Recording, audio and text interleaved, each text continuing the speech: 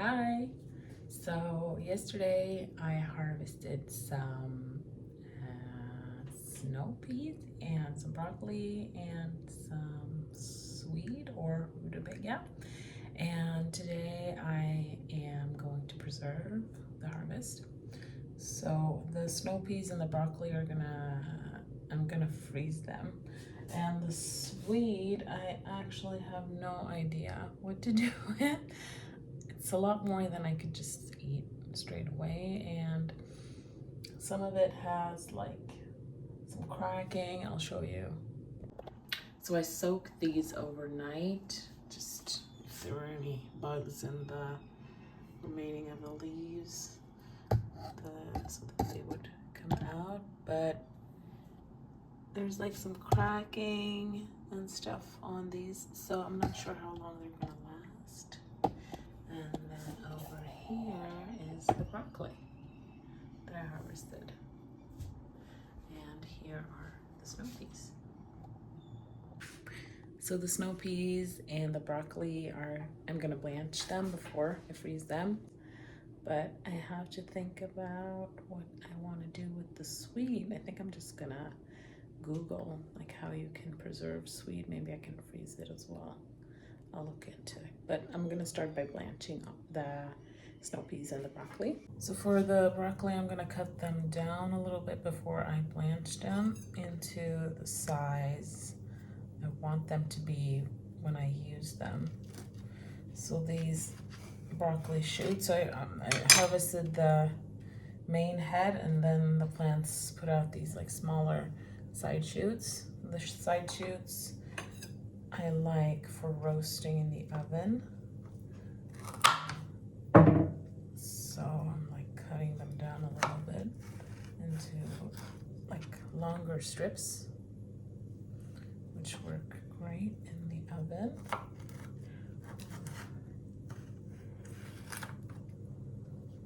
Yeah, so not perfect, but I'm trying to get them to sort of similar sizes to each other. And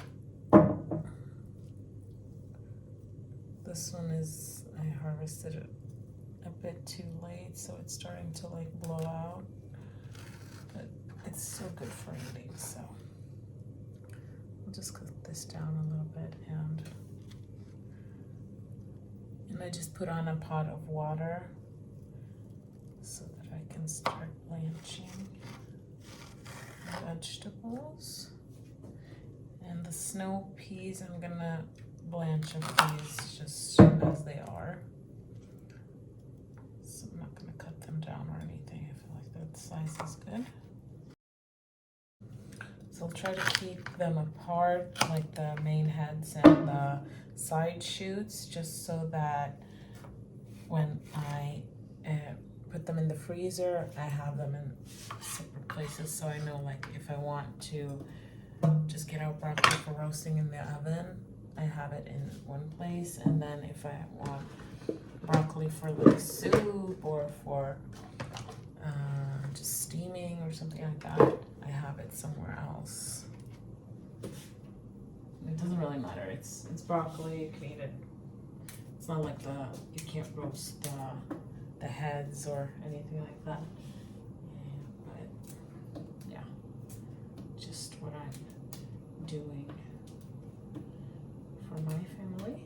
You can see like these heads, they're gorgeous, but they're a little bit loose. So harvested maybe like a day or two too late.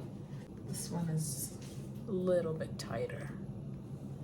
And then this one is really loose.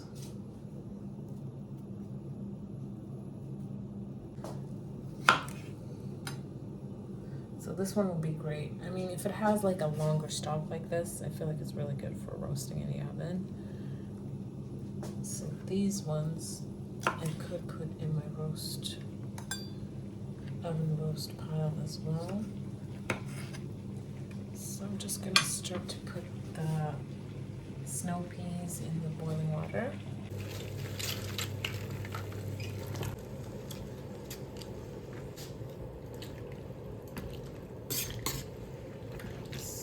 I just leave them in until they have like a nice color. So I'll try to show you the difference. So like this one isn't blanched enough, it's like more yellow, and this one is more like a vibrant green. So when they all look like this, normally I would just dump out all the water and the peas, but I'm gonna reuse this water for the broccoli. So I'm just ladling them out.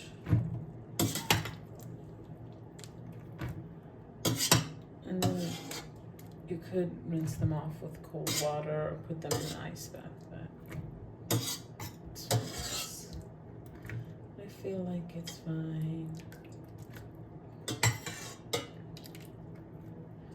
Some of these peas are a little bit more mature, but they're fine to eat. Like, it's a bit swollen, and these are not sugar snap peas. These are snow peas, so they're supposed to be harvested when they're like this thin.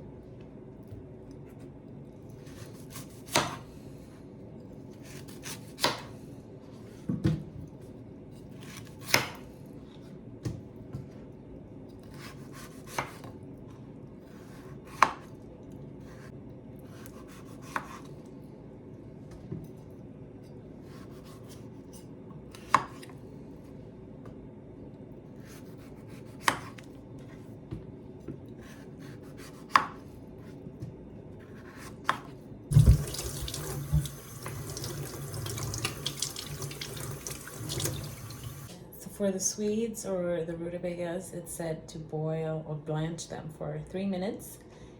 So that's what I'm gonna do. Since this is the first time I am preserving Swede or rutabaga, I think I'm gonna follow the advice because I've never done it before. So yeah, I think that's what's gonna give me the best results.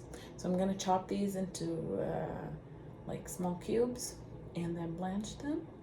And then I'm preparing some cold water to stop the cooking. So after they've been blanched, I'm gonna put them in the water. So I'm aiming for about 1 centimeter large cubes.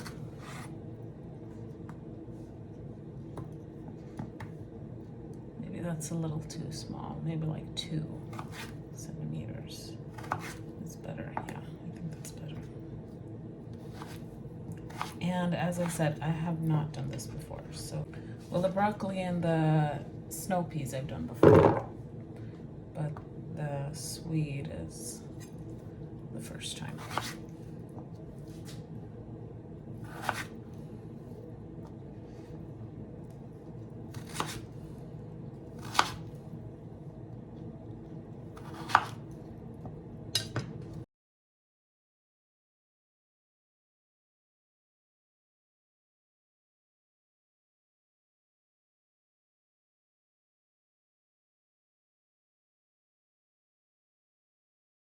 So these have all been cubed.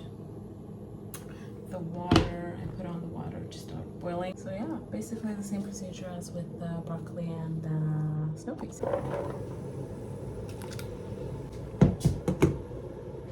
Putting the broccoli on this tray that I'm gonna freeze them on.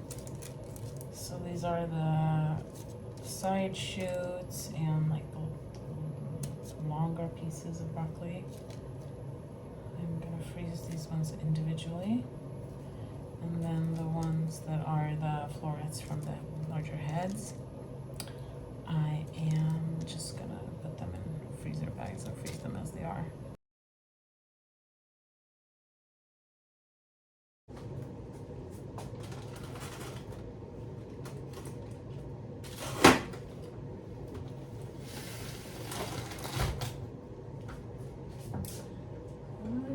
Onto the broccoli florets and the snow peas.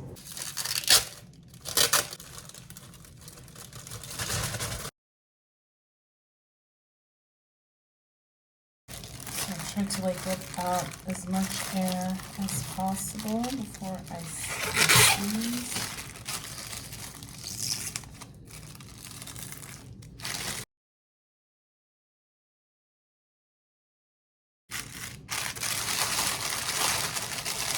Thinking about that, I have a handheld vacuum sealer, but the bags for it are just so expensive. I'm thinking maybe it's better to just buy a new one. I could have used that with these. I forgot. So I'm just labeling these. Broccoli 2025. Maybe I should write the month. June of 2025. And then I'm just going to do the same with all of these. Oh, right out. So with these, I just write, and then I'll just leave what it is. 25, and then I'll just continue.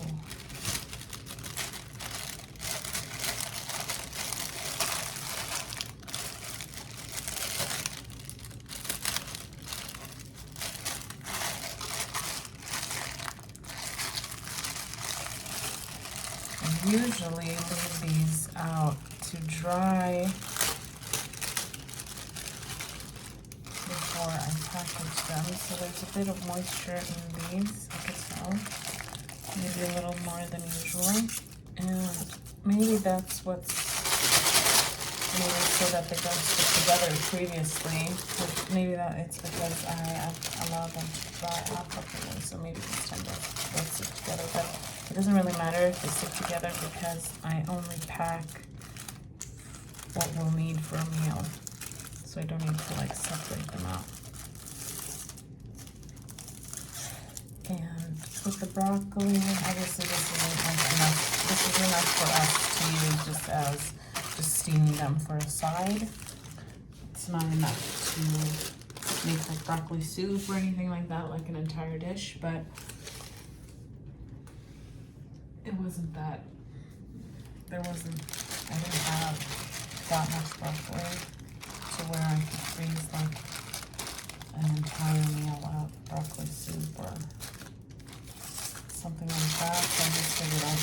these ones for sides, and then if I grow broccoli in the fall, I'll try to grow enough to where I can use it for entire meals. Like a kilo and a half would be enough for one meal of where broccoli is like the main part.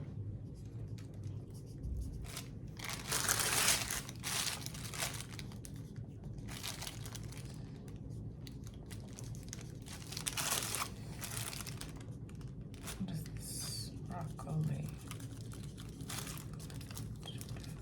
Oh, 6. These are the ones from last year, and obviously it's going to use enough. There's like this, yeah, a lot of like ice, but these, I just packed them in, and you can see they're not stuck together at all, so they're great for freezing. I really need to go through my freezer and just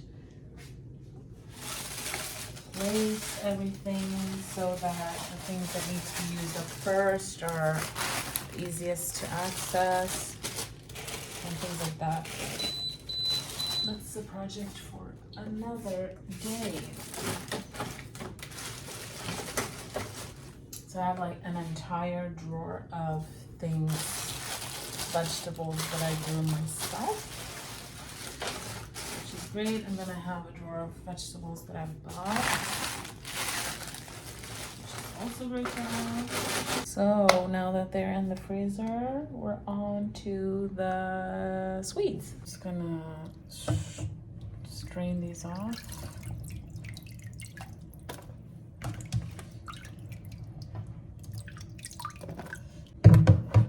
I think it's harder to spin with this one. It's like heavy.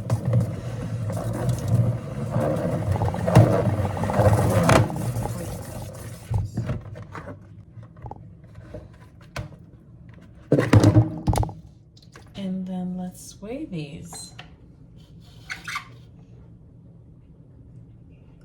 So obviously the plastic weighs a little bit, but I don't think that's a lot.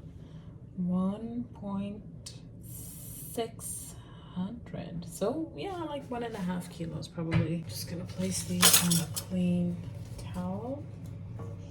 May not look clean, but it is clean, freshly washed. And allow them to dry out a little bit more so that they can air dry a little bit.